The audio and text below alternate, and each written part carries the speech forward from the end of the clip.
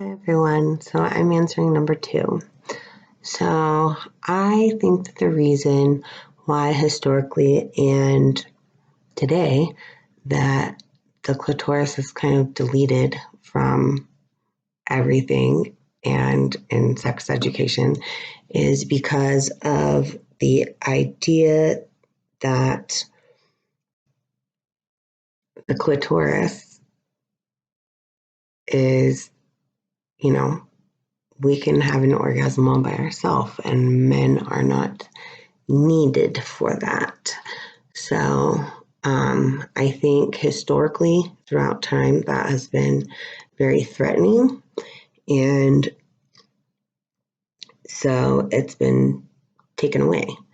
But for for a lot of years, it was either unknown that it was there, or it was thought that if a woman had a clitoris, that she was actually a hermaphrodite.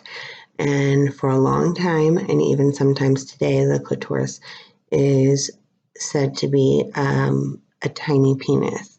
And not only is that false, but in utero, whenever we're growing, we all start out as not as female, but we have female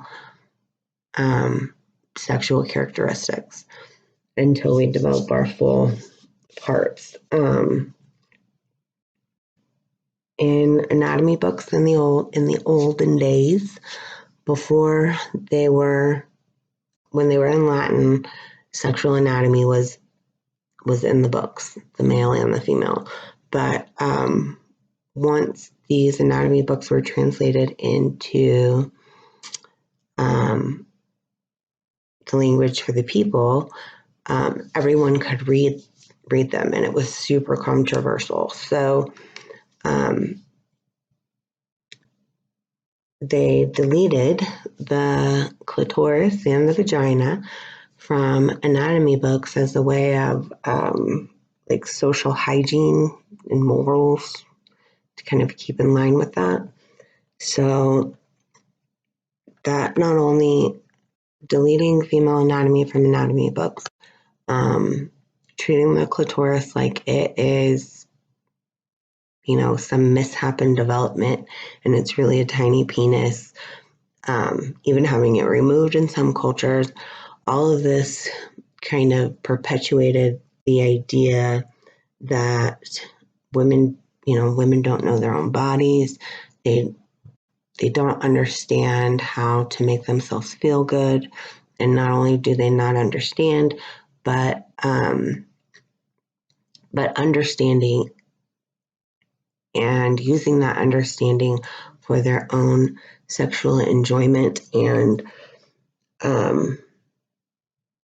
sort of bodily agenda is throughout history has been made socially and within families to be something, something like it's dirty or it's profane to touch your body and to experience your body, let alone give yourself an orgasm.